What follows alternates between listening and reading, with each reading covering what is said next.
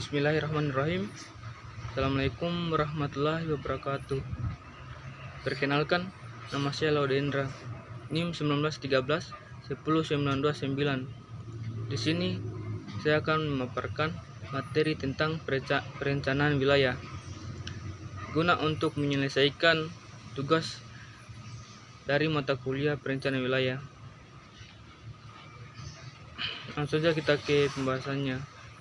Setelah itu, sebelum masuk ke pengertian perencanaan itu sendiri, ada gambar di samping. Apa sih maksud dari gambar tersebut? Tentunya pasti berkaitan dengan perencanaan.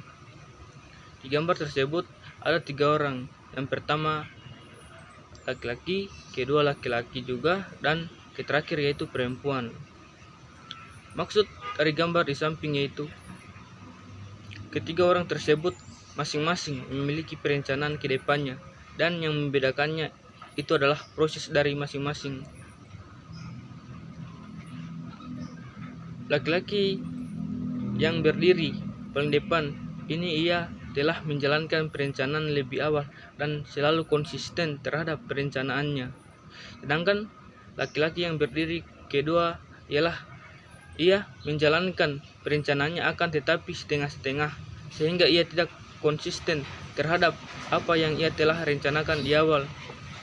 Dan orang yang ketiga yaitu perempuan. Ia ini paling parah karena ia barusan memulai perencanaannya, padahal yang lain sudah jauh ke depan. Selanjutnya yaitu pengertian perencanaan. Menurut Browski, perencanaan adalah suatu himpunan dari keputusan awal, keputusan akhir, dan proyeksi ke depan yang konsisten dan mengacu beberapa periode waktu, dan tujuan utamanya adalah untuk mempengaruhi seluruh perekonomian di suatu negara. Yang kedua, menurut Waterstone, perencanaan adalah usaha sadar terorganisasi dan terus-menerus guna memilih alternatif yang terbaik dari sejumlah alternatif untuk mencapai tujuan tertentu. Sedangkan menurut Conyers dan Hills, perencanaan adalah proses yang kontinu, terdiri dari keputusan atau pilihan dari berbagai cara untuk menggunakan sumber daya yang ada dengan sasaran untuk mencapai tujuan tertentu di masa mendatang. Pengertian perencanaan wilayah. Perencanaan wilayah adalah penentuan langkah-langkah yang digunakan untuk wilayah tertentu sesuai dengan tujuan telah ditetapkan. Adapun tahap-tahap perencanaan wilayah yaitu yang pertama menentukan tujuan, yang kedua yaitu memprediksi, yang ketiga yaitu memperkirakan berbagai masalah, yang keempat yaitu menentukan lokasi wilayah. Selanjutnya yaitu sifat perencanaan. Sifat perencanaan yang pertama yaitu dari segi ruang lingkup, tujuan, dan sasarannya. Perencanaan dapat bersifat nasional, sektoral, dan spasial. Yang kedua yaitu dari bentuknya. Perencanaan dapat berupa perencanaan agregatif atau komprehensif dan parsial. Yang ketiga yaitu dalam jangkauan dan hierarkinya. Ada perencanaan tingkat pusat dan tingkat daerah. Yang keempat yaitu dari jangkauan waktunya. Perencanaan dapat bersifat jangka panjang, menengah, ataupun jangka pendek. Yang kelima yaitu lihat dari arus informasi. Perencanaan dapat bersifat dari atas ke bawah atau top down, dari bawah ke atas atau bottom up, atau kedua-duanya. Yang keenam atau yang terakhir yaitu dari segi ketetapan atau keluasan proyeksi ke depannya. Perencanaan dapat indikatif atau perspektif berdasarkan sistem politiknya. Perencanaan dapat bersifat alokatif, inovatif, dan radikal. 3 aspek yang perlu diperhatikan untuk menjaga kualitas produk perencanaan.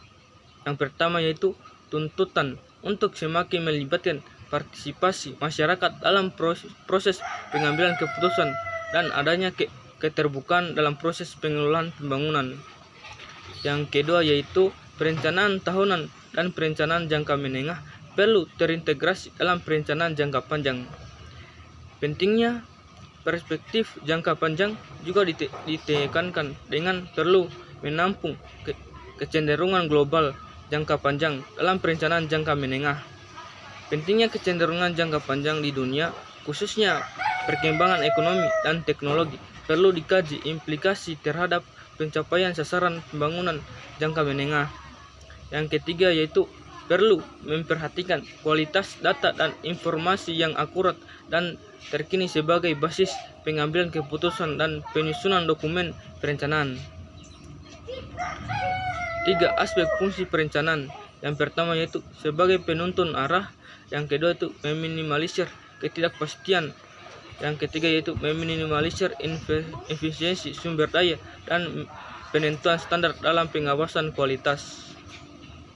Adapun syarat perencanaan harus memiliki pengetahuan dan memperhitungkan. Yang pertama yaitu tujuan akhir yang dikehendaki, 2 sasaran-sasaran dan prioritas untuk mewujudkannya, atau yang mencerminkan pemilihan dari berbagai alternatif. Ketiga yaitu jangka waktu pencapaian sasaran-sasaran tersebut. Yang keempat yaitu masalah-masalah yang dihadapi. Yang kelima yaitu modal atau sumber daya yang akan digunakan serta pengalokasiannya. Yang keenam yaitu kebijakan-kebijakan untuk melaksanakannya. Ketujuh yaitu orang, organisasi atau badan pelaksananya. Yang terakhir atau yang kedelapan yaitu mekanisme pemantauan, evaluasi dan pengawasan pelaksanaan. Selanjutnya yaitu faktor-faktor perencanaan wilayah. Yang pertama, potensi setiap wilayah berbeda-beda. 2. Perkembangan teknologi. 3. Adanya kesalahan perencanaan di masa lalu. 4. Kebutuhan akan lahan yang semakin meningkat. Pendekatan dalam perencanaan wilayah. Yang pertama yaitu pendekatan sektoral dan pendekatan regional. Pendekatan sektoral. Pendekatan sektoral adalah suatu pendekatan di mana seluruh kegiatan ekonomi di dalam wilayah perencanaan dikelompokkan atas dasar sektor-sektor. Contohnya sektor jasa, pertanian, perkebunan, industri. Selanjutnya, setiap sektor dianalisis satu persatu secara lebih dalam.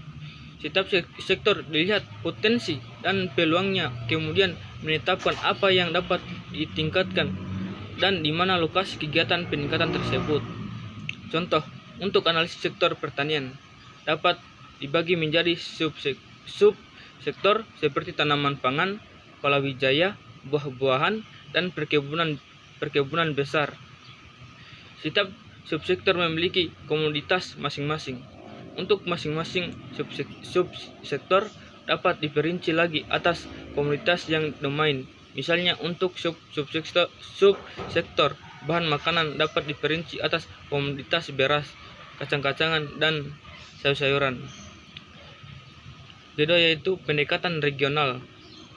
Pendekatan regional memperhatikan penggunaan ruang untuk kegiatan produksi atau jasa dan juga memprediksikan arah konsentrasi kegiatan dan memperkirakan kebutuhan fasilitas untuk masing-masing konsentrasi serta merencanakan jaringan-jaringan penghubung sehingga berbagai konsentrasi kegiatan dapat dihubungkan secara efisien. Pendekatan regional merupakan pendekatan yang memandang wilayah sebagai kumpulan dari bagian-bagian wilayah yang lebih kecil dengan segenap potensi dan daya tarik masing-masing.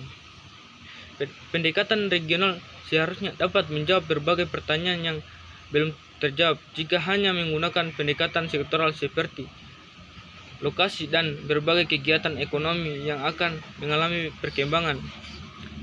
Kedua, penyebab penduduk di masa yang akan datang dan kemungkinan munculnya pusat pertumbuhan baru.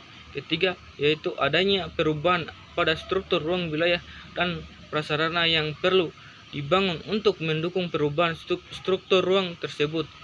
Keempat, perlu menyediakan berbagai fasilitas sosial yang seimbang pada pusat permukiman dan pusat berbagai kegiatan ekonomi.